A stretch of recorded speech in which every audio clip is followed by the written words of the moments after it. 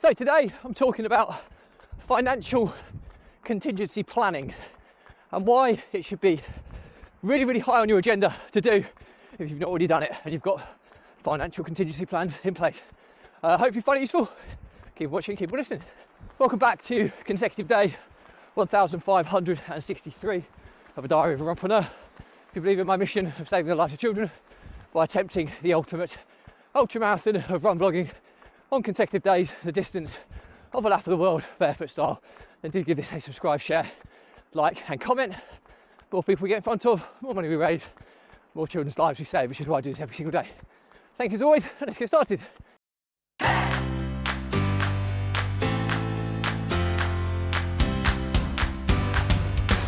So, consecutive day 1563 of a diary of a runpreneur, and topic for discussion today is financial contingency planning. Now, the reason for the topic is I had a conversation with a colleague today whose financial position is significantly weaker than mine, and that's not a criticism of this individual by any stretch, and I don't believe that my earning power or abilities are greater than this individual's. But the reality is over the past few years I've had a money system and this individual hasn't got one.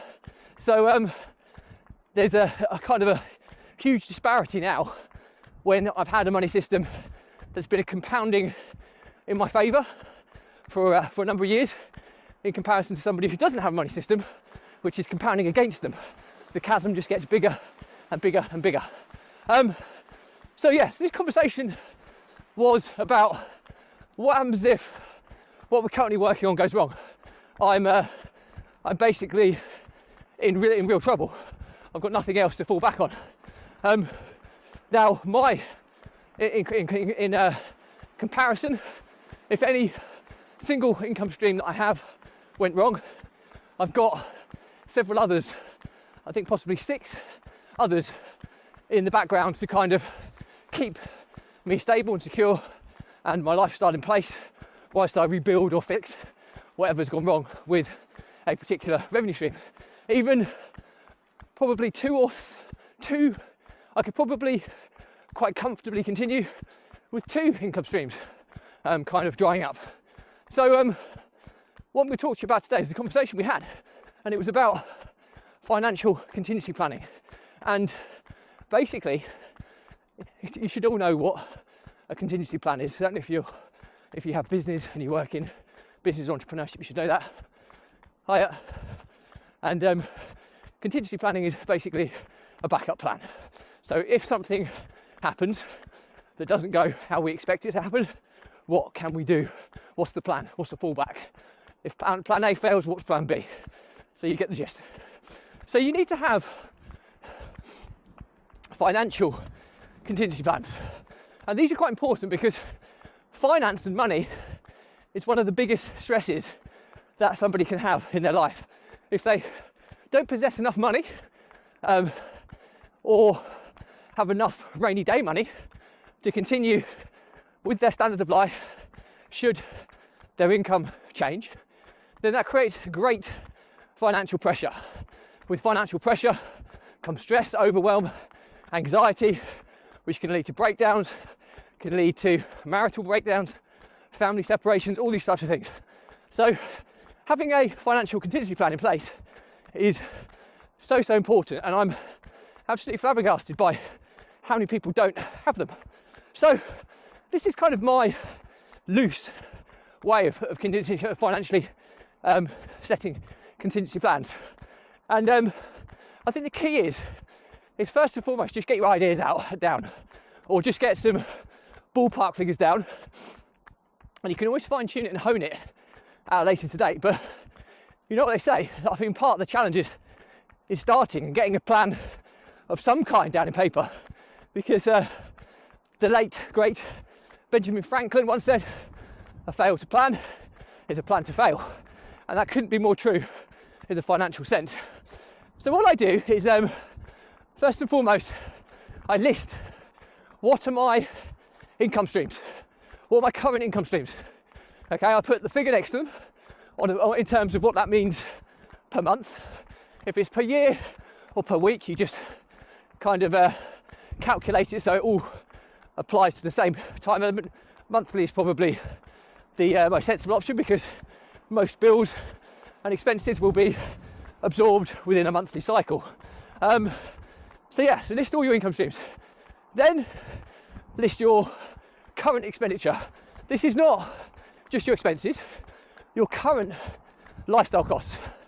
When you see that, you can work out your net cash flow. So what I mean by that is basically an income. We can go into greater detail on this, but income is any income. So it could be passive income from businesses or real estate investments. It could be employed income that you trade your time for money for. It could be interest on a savings account. It could be interest on stocks and shares. It's all a form of income. So you just take whatever was made over the course of a month. If it's a variable amount, do an average over the past 6 months and put it down. Then your expenses is your fixed costs, which are what comes out every month, plus variable costs, which are variable expenditure like groceries and food shopping and clothes and stuff like that.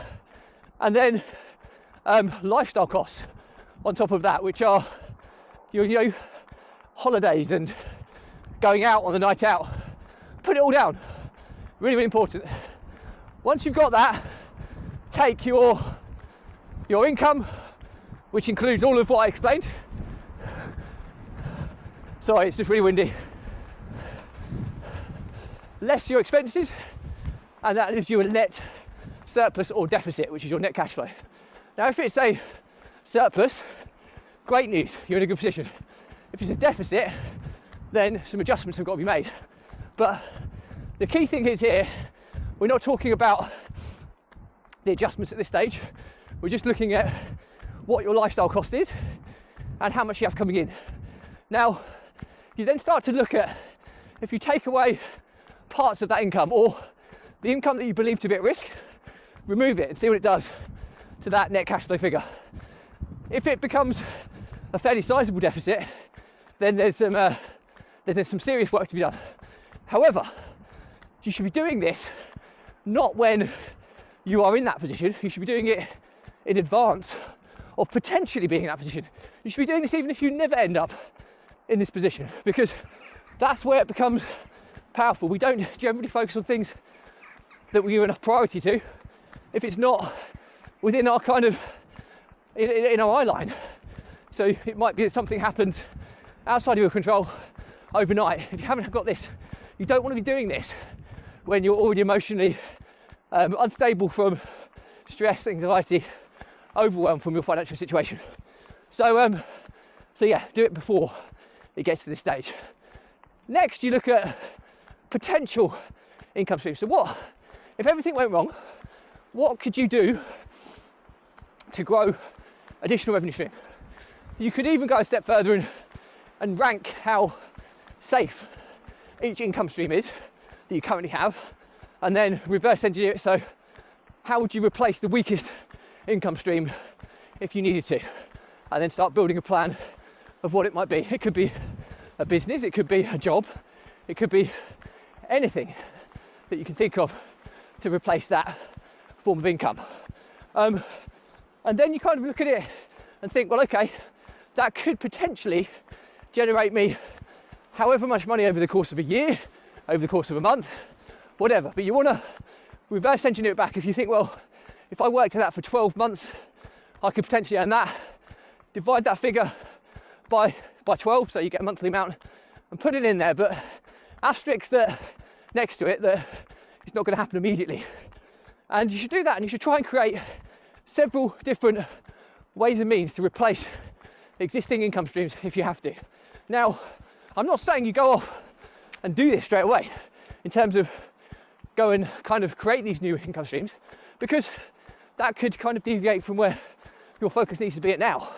But what you've managed to do is you've managed to put your ideas onto paper so that should that happen, you have some ideas straight away, which allows you to see the wood from the trees and get clarity on your position prior to the stress, anxiety and overwhelm of already facing financial ruin. You should be doing this prior to ever, hopefully you never will, face that situation.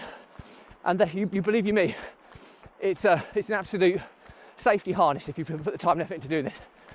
And then it then paints the picture, and you start looking at what your cash reserves are.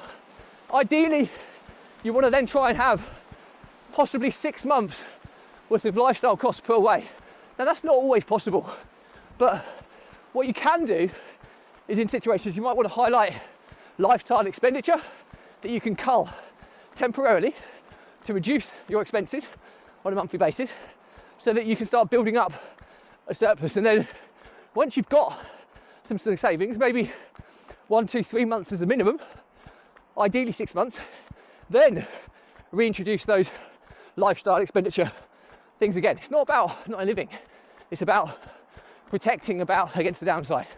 And that's pretty much it. And then what you want to do is every quarter, when you're reassessing your goals and ambitions in life, visit your financial situation.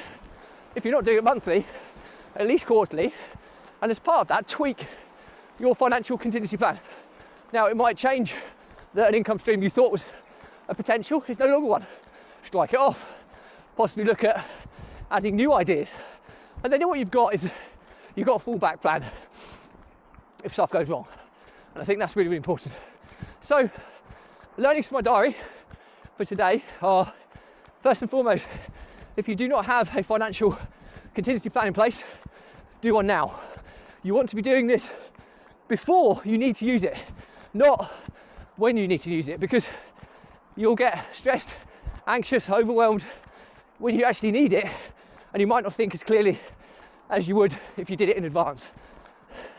Secondly, if you haven't already got possibly 3 to 6 months of lifestyle costs put away somewhere in liquid form, so not tied up in a property sale that could take months to access. It might be stocks and shares, bank accounts, savings accounts, whatever, that you can access relatively quickly within a few days max. So that's liquid.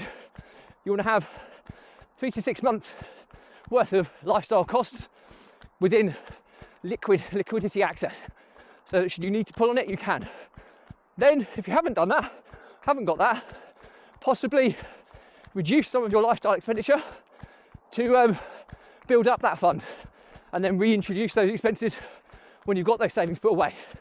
And if you do this mechanism, believe you me, you just don't get so stressed, so anxious and so overwhelmed about your financial situation, because you know your position, and as long as you review it regularly, you have a contingency plan should stuff go wrong, whether it's major things go wrong or minor things go wrong that affect your financial position.